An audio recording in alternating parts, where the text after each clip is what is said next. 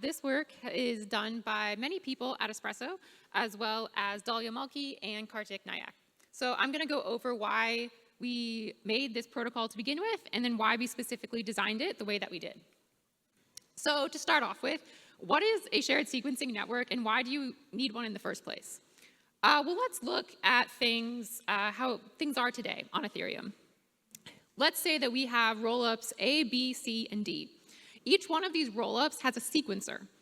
This sequencer takes in transactions for that rollup only, decides the order of them, and outputs them into some sort of a block. And then this block is sent to the layer 1, usually Ethereum, or a proof of the block is sent to the layer 1. So this seems really great.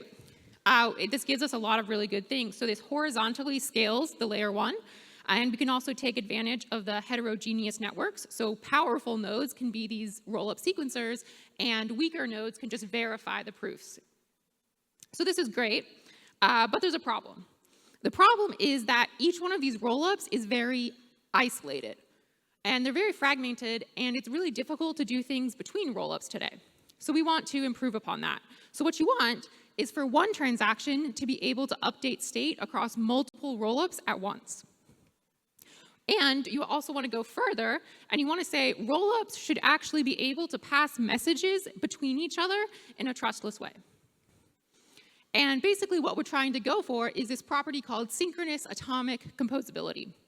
And so there's, atomic composability. It means that if you have multiple sides of a transaction, they're either all going to execute successfully, or none are going to execute at all.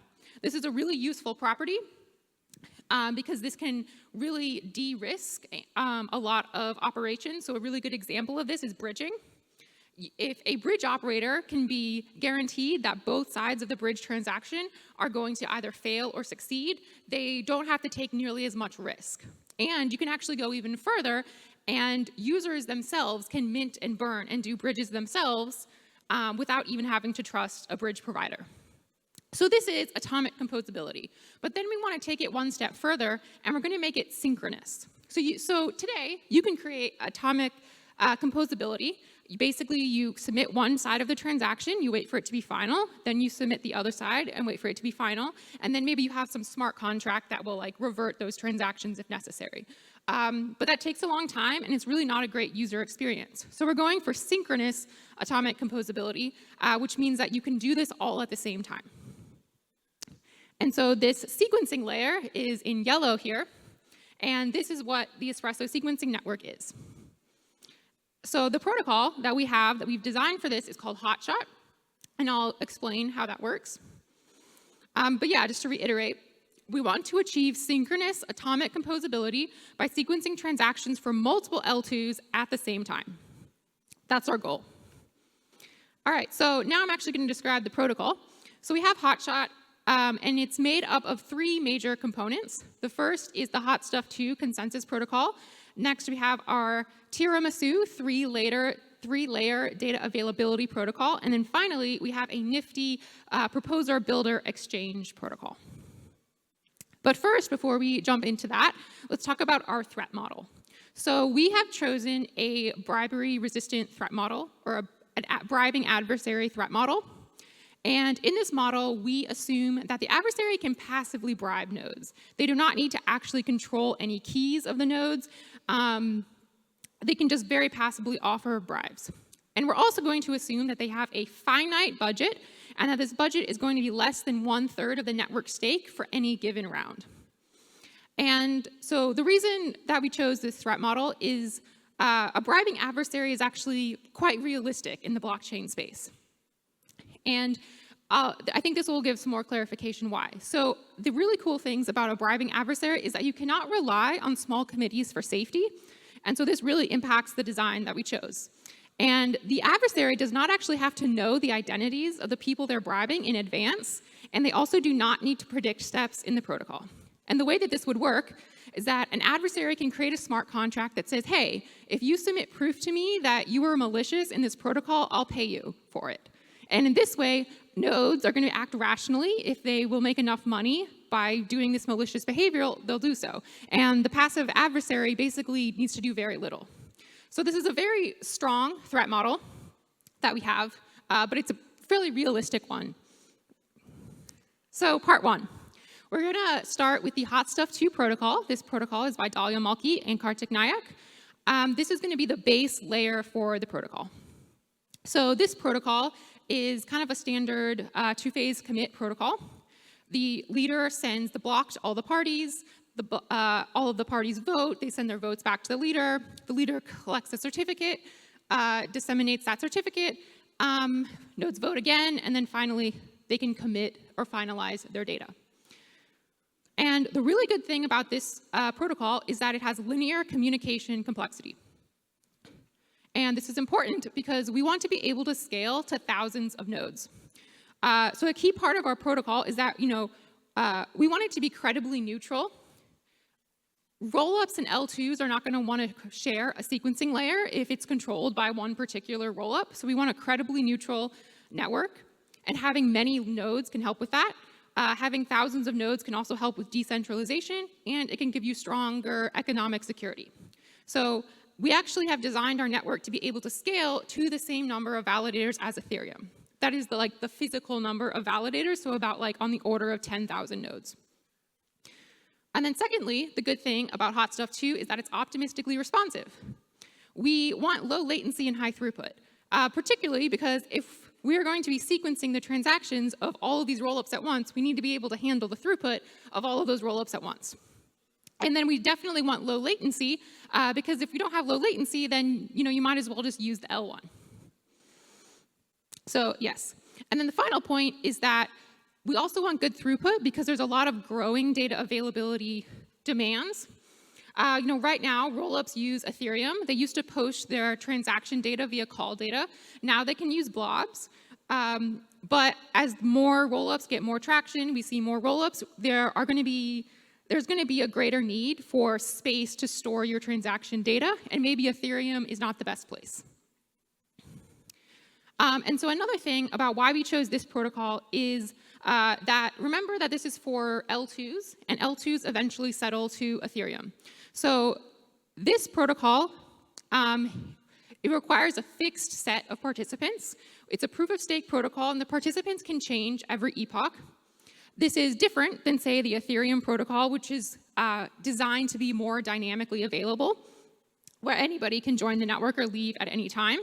And so the idea is we chose this Hot Stuff protocol because it complements the dynamic availability of the Ethereum protocol. So you can get the benefits of dynamic availability and the benefits of strong finality at the same time. So the obvious question is, well, why not stop there? This seems like a perfectly fine sequencing network, and that's true. This can give you good latency, good throughput. It can scale to lots of nodes. Perfect. Well, but we can actually do a little bit better. And so that's what we're going to do. Observation is that a sequencer, it just sequences transactions. It does not need to execute those transactions, and it, in fact, doesn't need to know anything about the transactions. They are just sequencing blobs of data.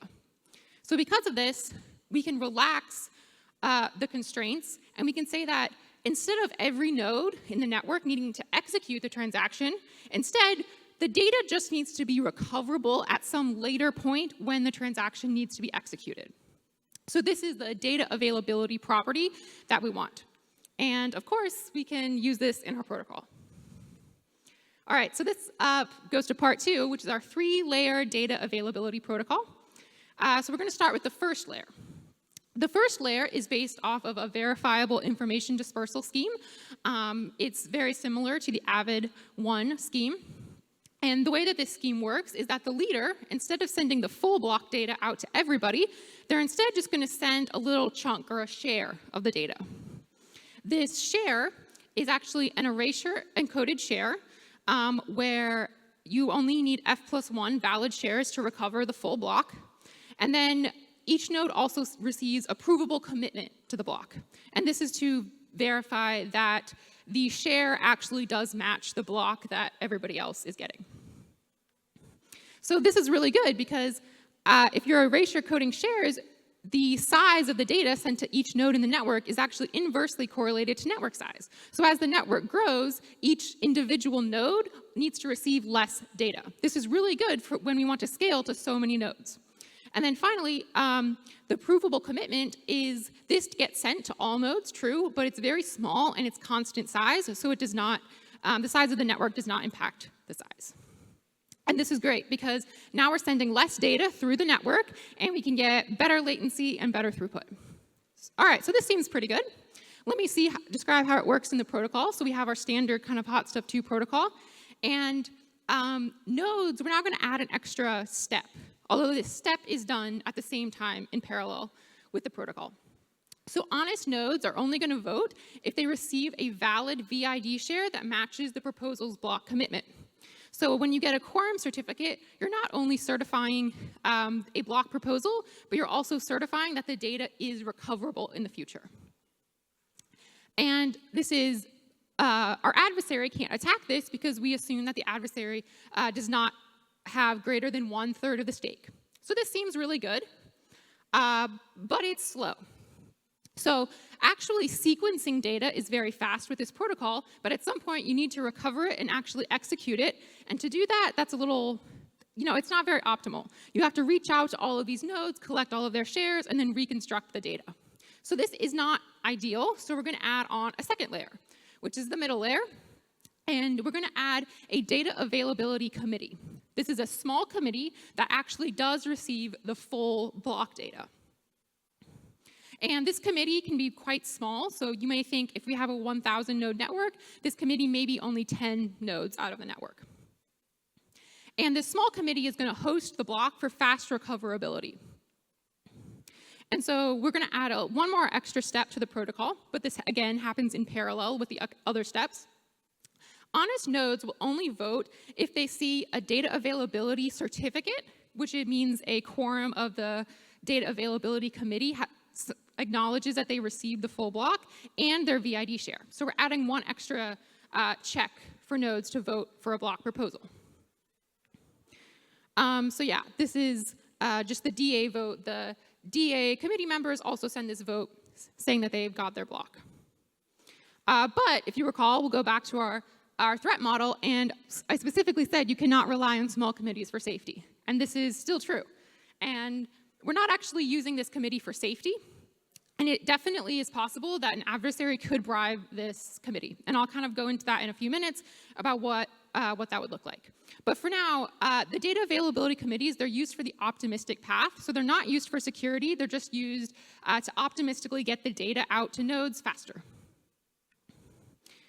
And you may notice that, well, okay, an adversary can bribe this DA committee, and then they can force the protocol into this slow recoverability path. And I'm going to comment on that in a moment. But first, we're going to go on to the top layer. And the top layer is a CDN, which hosts the full block data, and you can just shove data out to all of the nodes. It's a very, very high bandwidth CDN, and it can get data out really quickly. The CDN is not a member of the network. They are not staked in the network, and they are also not trusted in the network. And so in this case, along with sending, the VID shares to all of the nodes, the node is also going to send the full block to the CDN. And with this, then it makes it extremely easy for anyone to recover it who needs it. This also is very good for large networks. So when you have like a network that's like 10, 100 nodes, generally a direct point-to-point connection between all of the nodes is going to give you the best performance. But that does not scale to 10,000s of nodes. So this allows us to have really good throughput while still being able to have a network with thousands of nodes. But obviously, we do not want to trust the CDN, so a peer-to-peer gossip layer does run in the background. But this layer, instead of double sending all of the data, it just sends commitments to data, and then if a node realizes that they don't have certain data, they can request it from one of their peers. So we still get censorship resistance, but we also get really good network performance. But, of course, the adversary could also bribe this CDN as well. So to recap, most nodes do not need to receive all data, and this improves our throughput a lot. Some nodes, a small committee, will host the full data for quick recoverability. And the protocol is secure against our bribing adversary. And I'll make a quick comment about how this scheme compares to data availability sampling from Ethereum. This scheme, VID and data availability sampling, they are not mutually exclusive. You can combine them together. The reason we chose this protocol is for a few reasons. You can do a couple of options with data availability sampling. The first one is when nodes receive a block proposal, they need to reach out to several other nodes to prove that that block is available. And this is a probabilistic proof of availability. That adds extra latency to your protocol, though. The second option is that you can say, okay, we'll finalize the block without reaching out to the data, or data without sampling the block, but then you run the risk of finalizing block data that actually can never be recovered in the future, and that breaks the safety of your protocol. So data availability sampling can be very useful, and it can actually work alongside this, but specifically, we want to reduce the latency in the protocol, and we also want to make sure that at finalization time, the data is recoverable, and there's no case in the future where it's not. All right, but going back to the adversary, I said earlier, well, the adversary can force the protocol into these pessimistic conditions, and that's not great. No, it's not. But I'm going to argue that it's actually not a very useful attack for the adversary to do. So note that the adversary can only make it slow to recover the block data. The blocks are still being sequenced just as fast. And the adversary can't attack forever. They have a finite budget. So the worst that the adversary can do is delay execution for some rollups, maybe for a short time. But the execution isn't as important because it's the sequence of transactions that determines that execution, and that keeps, and blocks keep getting sequenced just as fast. So there's really not much incentive to attack. There's really not a whole lot of monetary gain you can get by slowing down execution. So yes, an adversary could bribe the DA committee and the CDN, but there's not much incentive to do so. And then so finally, just to kind of recap this three-layer approach, we have VID shares. And so when you finalize a block in our protocol, it's saying that the block can be recovered by F+1 shares. It's also saying that a small DA committee has attested that they have the full block. And then it's just doing the normal thing of it saying that this block is safe to extend the chain. And you have the CDN there to help data flow through the network.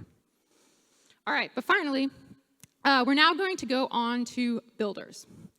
So in Ethereum today, as many of you know, proposer-builder separation is very integral in the protocol. It began as this out-of-Ethereum protocol thing, and now there's a lot of ideas to try to enshrine it into the protocol. So when we were developing this protocol, we wanted to think, is that something that we would want to do? And the answer is yes, and I'll describe how we do it.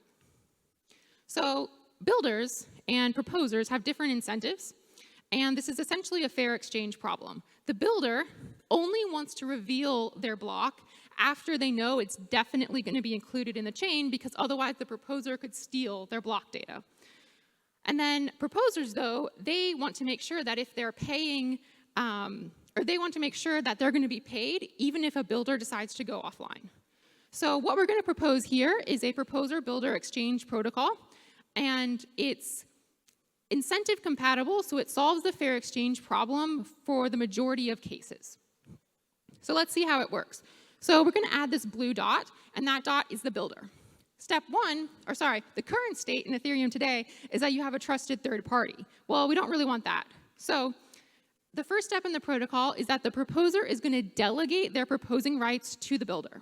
They are going to sign a commitment for the builder plus a fee that the builder is going to pay them. Next, instead of the leader sending out the block proposal and the block data, the builder is going to send it out. However, the builder is going to encrypt the block and is going to send a share of the decryption key to each one of the nodes in the network along with their VID share. And then when it comes time to collect the votes and form a quorum certificate, instead of the leader, it's actually going to be the builder that forms the certificate and sends it out to all nodes. And what this is going to do is that nodes are now going to lock on the builder's block. So if the builder successfully sends the certificate that it created to at least F+1 honest nodes, these nodes are going to lock on it. And this means that a future proposer must build off this locked block. And then finally, the builder is also going to disseminate some key to decrypt the block to the DA committee and the CDN, so we don't go back to this problem where you have to contact a bunch of people for their shares. So this is the protocol. But and the next proposer must build off of this block. So let's look at some things that could go wrong. So let's say that a builder, they just decide to go offline, and they don't actually disseminate the certificate, and they don't reveal the encryption key, or the decryption key. So the builder doesn't really have incentive to do this. The builder will lose reputation. They'll lose block revenue because the block is now not being committed, so they'll lose any of that. And that's not good, so a builder is not incentivized to do this. But the downside is that the proposer won't get paid because the block is not being finalized on chain. The other attack is that a proposer might try to steal the builder's data by causing a reorg. So in this case, the third leader may try to build off a block that is older, and in their new block proposal, they're going to include the builder's data. But this doesn't work, because if you have F+1 nodes that are locked on the builder's data, they're never going to vote for a proposal that builds off of something else. And so if the proposer wants to actually get something committed on chain, they have to respect the locked block. So in this way, go back one slide. So in this way, the builder is essentially delegated the proposer rights, and they are acting as a proposer in the protocol. And since they're the ones that are collecting votes and disseminating the certificate, they feel comfortable finally decrypting their data because they know that the block is eventually going to be finalized on chain. And then just as a quick side note, this can actually work with multiple builders. So if we're building a sequencing network for all of these rollups, there might be hundreds or more rollups that we're sequencing for. And it probably doesn't make sense that one builder is building for all of those. So we might try to do something like run a lottery or an auction where we can say, hey, this builder is going to build for these 5 rollups, this other builder is going to build for these 5 rollups. And this protocol also works under that design as well. All right, so to recap, we have the Espresso sequencing network, and we've designed our hotshot consensus protocol to support this. Our goal is that we want to build a very performant but secure shared sequencing network that helps L2 fragmentation and gives us this really good property of atomic composability. And how do we do this? Well, we base our protocol off of Hot Stuff 2. It's optimistically responsive, and it has linear communication complexity, which gives us a high throughput and low latency, and it scales to a lot of nodes. Then we add our 3-layer DA protocol. This guarantees that data is always recoverable, even in the pessimistic case, but also allows data to be recovered very quickly in the optimistic case. And then finally, we have an incentive-aligned builder exchange that allows builders to actually actively participate in the protocol and form and disseminate tickets or certificates. And this builder exchange protocol is, the incentives are aligned between the proposer and the builders. And so there may be edge cases where this protocol doesn't work, but for the majority of situations, both parties are incentivized to behave honestly. All right, and then one final note is that Hotshot is open sourced under the MIT license, and is free for anybody to use. All right, and then thank you.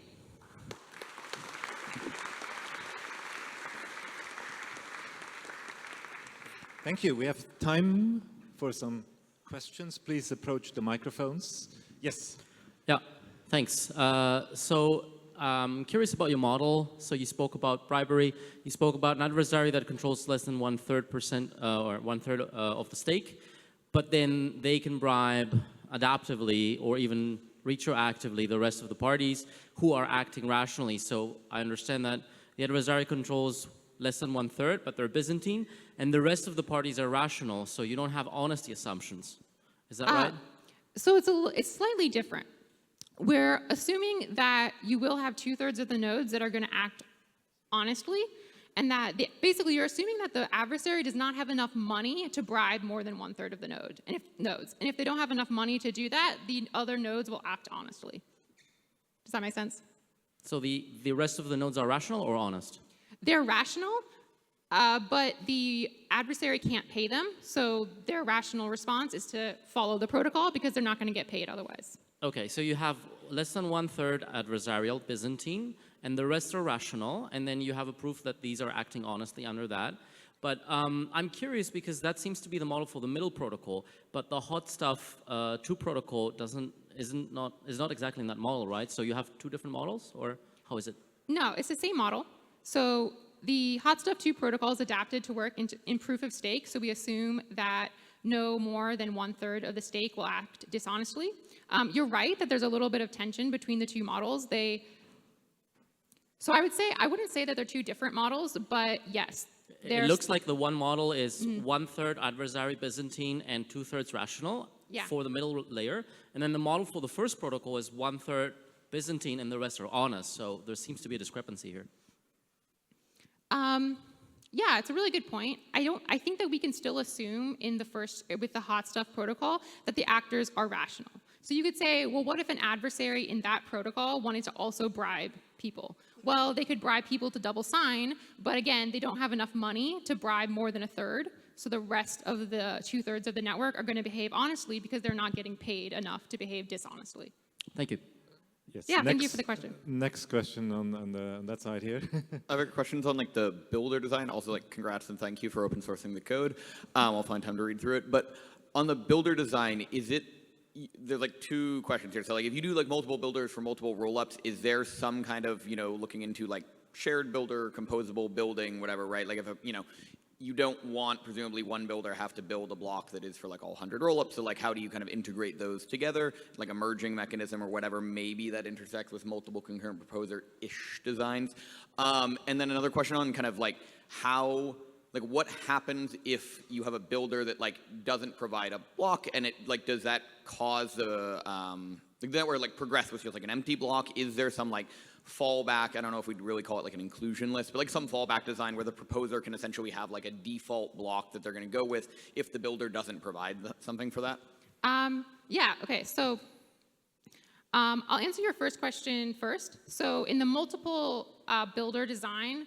This wasn't in the paper, but we're planning on running some sort of an auction or a lottery. But the sequencing rights are going to be auctioned off as the whole roll-up sequencing rights. And basically the idea is that you can let the market decide what they want composability between. So if the market really values 2 roll-ups being synchronously composable, the bidder or the builder will value that highly and they'll win the marketplace for that specific slot. And then if there's 2 rollups that really have very low activity between them, then they may be built by separate builders. And then to your next question, sorry, could you remind me? Just I guess there's an auction, right? So there's some implied kind of like auction that I guess is like in protocol that is playing the like relay entity through like the threshold encryption. So maybe that answers it in the idea that presumably, you just like there's nothing in the I'm forgetting like whatever like Mike Norda's design is, right? But there's like a separation of like you have like an execution block that is like empty and you can fall back to like a default block or like an inclusion list block. Is there any thinking about that? Yeah, so in this particular design, there is no such thing as a fallback block. And the reason is because there's this tension between the builder and the proposer where the proposer might say, hey, the builder did actually send their block data, but I'm going to pretend that they didn't, and then I'm going to try to steal it. And so it's very difficult to design a protocol where the proposer can still propose an empty block, but also not try to screw the builder. So in this case, if a builder does not actually release that data, then the view will fail, so you'll have a timeout. Basically, you'll go into a pessimistic condition, and the next proposer will have to build off an older block. Gotcha. And like if, it is fine if a builder just wants to like bid higher than any full block with like an empty block, and we just accept that like in a rational market, that's probably not optimal. Yes, exactly. One more question, please, only one. Yeah, thanks for the nice presentation. So for me, one of the key benefits that rollups have, or the reason why they unlock this fast performance, is that they don't have to do the consensus, right? But it seems that with the Espresso, you are building an overlay consensus on top of Ethereum. So it's a little bit backwards, and I want to understand what is the uplift that these rollups will get, because now you need a consensus, and then this leader can be faulty, and then you all, so yeah. Yeah, that's a good question. So today, rollups generally have what we call centralized sequencers, and like you said, they're one party that sequences. And this is very performant, but it's not very ideal from a decentralization or a trust standpoint. This one sequencer could decide to censor transactions, and since they're the only person there, other people can't really do anything about it. The sequencer could also go offline for a really long time. Just to be precise, I want to understand what is the additional overhead on the L2 and what's the experience? Because it seems that you could have, if Hotshot was the Ethereum's consensus layer, then you would not even have a rollup, because it would just be this, right? You were just saying that there will be no rollups on top of this. Yeah, that is true, yes. Okay. Good, thank you. One last question from me, perhaps. Yeah. You mentioned you have threshold encryption. Are you using, but I understood you're not using it for encrypted mempool or causality preservation, right? Why is that? So this is a good question. So our design actually can work with an encrypted mempool, but we're going to leave it up to the rollups to decide. So if a rollup wants to have an encrypted mempool, they can still facilitate that and send the Espresso network encrypted transactions, but it's more of a choice for each individual rollup if they want to do that, and we're not making the choice for all rollups in our design. Good, thank you. Thank you again. Yeah, thank you. It's now time.